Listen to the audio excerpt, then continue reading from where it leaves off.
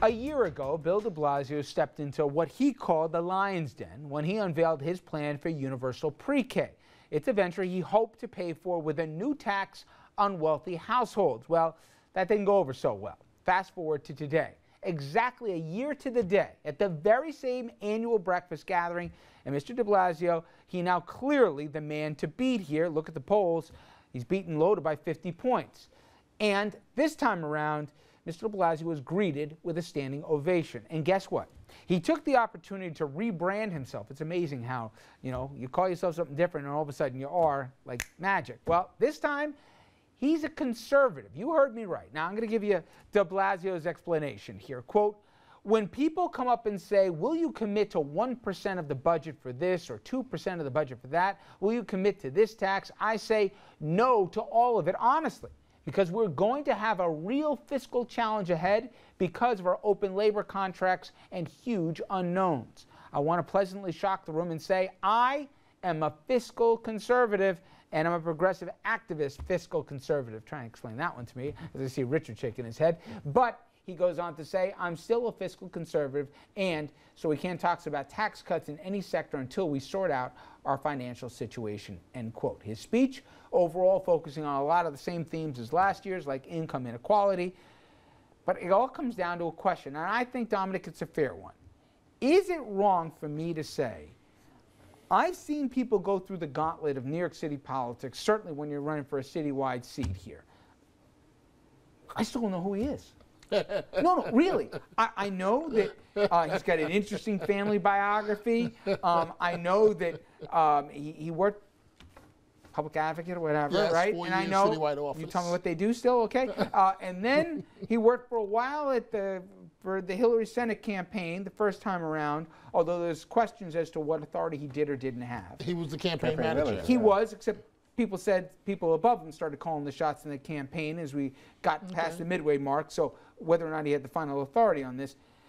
But my point is, even if he's a nice guy, and even if he's let me try and say this right, a progressive social fiscal conservative or something close to it, he's about to become the most powerful man in New York City politics, and he's never run really anything of any scope. Am I right to be a little bit skeptical or at least hesitant to say everything's going to be great day one in the de Blasio administration? Well, not about to. He is the most powerful man in New York politics now. Mike Bloomberg, great guy, good mayor, decent mayor. See you, Mr. Mayor. You're a lame duck. Nobody even cares what you have to say anymore. As you can see, Bloomberg even went as far as to say he's going to stop holding daily news conferences. When you're the mayor of New York, you have to hold daily news conferences. In come Bill de Blasio. He won't be the mayor, based on the polls, for another, what, 2 months, 2.5 months? Probably right. That's what I mean. But, and I've been doing this for close to 30 years. And I've got to give it to him today. Now, Association for a Better New York, no joke, serious business organization started by Lou Rutan, the late Lou Rutan, people that build housing in New York. They own mega buildings. Last year when he went before them, they were polite because they thought he had no chance at all of becoming mayor.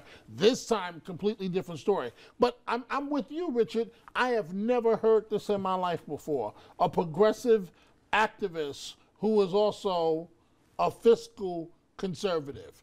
In other words, what he's saying is, I'm cool with all the communities of color, but I'm telling you now, the budget, the reality is starting to come around, and the budget situation means... Explain this to me. We've already heard names of Bratton. He's floated Bill Bratton as police commissioner. And certainly, to most at least, he's more than competent. And he's certainly got the resume and the experience running the NYPD.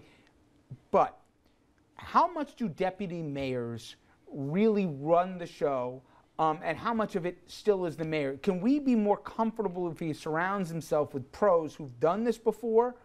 Will that tell us a lot about the kind of administration? Well, that should relieve you a little bit, and other people that are in New York City watching this show tonight. Mayors, mostly for the most part, are ceremonial. They call the last shot, but you have experienced people from government, normally, or sometimes they'll bring their right-hand man, their campaign manager along. But all of us are concerned. Nobody thought this guy was going to win the primary. He won. He's the next mayor of New York. Yeah, it certainly is scary. I mean, talk about double talk. I'm progressive fiscally, but conservative fiscally. I'm confused. I mean, Kathy, while hey, if you can sell it and cover it, good for you here. I don't think, at this point, I don't worlds. even think people are paying attention to what he's saying. I mean, he could say, I have wings and I can fly, and people are like, okay, well, we're still going to vote for him.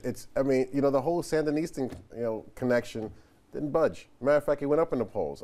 People were just. Well, to me, I think, Richard, most of that is an indictment on Loda in that he focused on that stuff instead of, listen, Loda ran the MTA. He was a deputy mayor.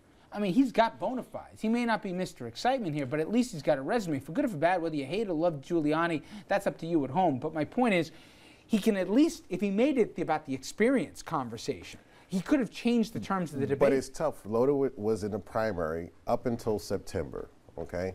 And Republican primaries in New York City, where it's 6-7 to 1 Democratic Republican, don't get a lot of attention. A lot of people still don't know who Loda is. He's not going to be able to, well, hopefully he can. I mean, there is a organization out there who is trying to raise money to help him. It's late in the game, man. We're already into it. But he needs the money, and he hasn't had that that fundraising apparatus to get him on TV quickly like he should be on now. I saw his first commercial, which was a commercial basically saying that Loda and Bill de Blasio for gay marriage. They both support.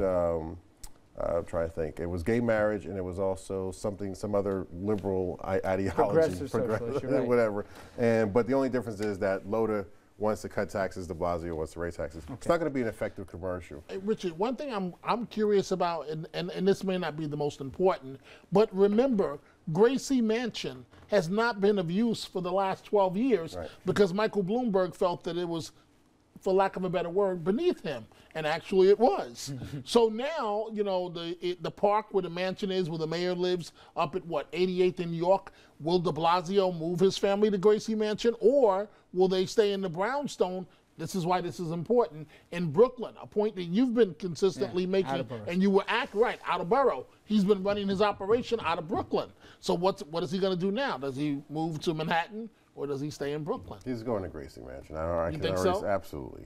All right. I want to switch gears and go across the river, if we could, to New Jersey. And listen, we all thought this thing was done. As much as Loda seems cooked here, we all thought Cory Booker was winning a walk. I don't know. I didn't think that. Okay, well, I'm not a fan of Cory Booker. You're not, but we all thought the numbers said that Booker was winning and going away. Now, he's still ahead, and he's leaving Lonegan by 13 points. Lonegan's internal numbers say it's less than 10. Whatever the case may be, it's a lot closer than it was before.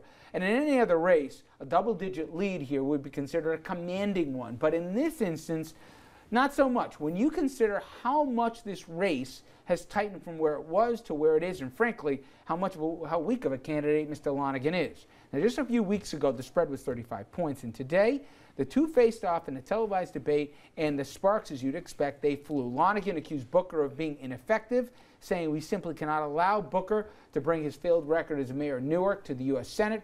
Lonegan went on to say we need a leader, not a tweeter. I hate when they rhyme. In response, Booker said that Lonegan's an extremist and accused him of being part of the Tea Party fringe, hijacking the government.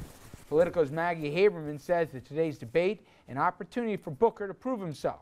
She said, for Booker, today's debate was a chance to show that he's engaged in the race and not the celebrity candidate who's off giving donors attention out of state as Booker has during the waning days of the campaign. It's that sense of distance that has caused the race to close in recent days. All right, I'll ask you, Dom, has Booker phoned it in to a certain degree? Has he given fuel to his critics' biggest argument that he's more interested in the celebrity of government rather than the substance and the nitty-gritty, the day-to-day? I don't remember too many guys, when you're running for statewide office, who aren't doing the kissing the babies, the shaking the hands, the going around from north to south in Jersey. It's not that many miles to cover here. he is doing a lot of other stuff other than that. Well, maybe, and this might be a cheap shot, but Here it maybe comes. he should have brought Oprah and Gail and let them do the debate. I mean, since that's been a lot of his media attention. And I hate to borrow a line from the former mayor of Washington, Marion Barry, Sorry. referring to Jesse Jackson when he said Jesse has done nothing but run his damn mouth. I point to you, Brother Richard. What has Cory? I was in Newark about 3 weeks ago, honestly, Richard, on a Sunday morning, 8 o'clock a.m. I wanted to cry. That's how bad the city looks. Let's be the honest. City of Newark. He didn't inherit a jewel. Okay, Newark, but what has he It's been 8 done? years. But what has he It's been 8 done? years. But what has he done? He will argue that he has put a lot of money both into the school system. Don't get me to be the biggest defender, because I know a lot of people in Newark government who are also critical. But he's built for the U.S. Senate. And that's not an indictment on him, given what we see in the U.S. Senate nowadays. But I think he's better at that than he would have been as governor, or that he would be, certainly, as running a city like Newark. Well, that all said, you think Lonegan's really got a snowball's chance? You're right. He is built for the city now. He's got his IP company now. He's working his way into being a millionaire, because most people in the Senate are millionaires. So he's now built for the Senate. With that being said, look, New Jersey is one of these hometown states. Chris Christie does a wonderful job talking about New Jersey, New Jersey, New Jersey. You don't see him running around the country. Oh, please. Running around the country, talking about right national there, issues.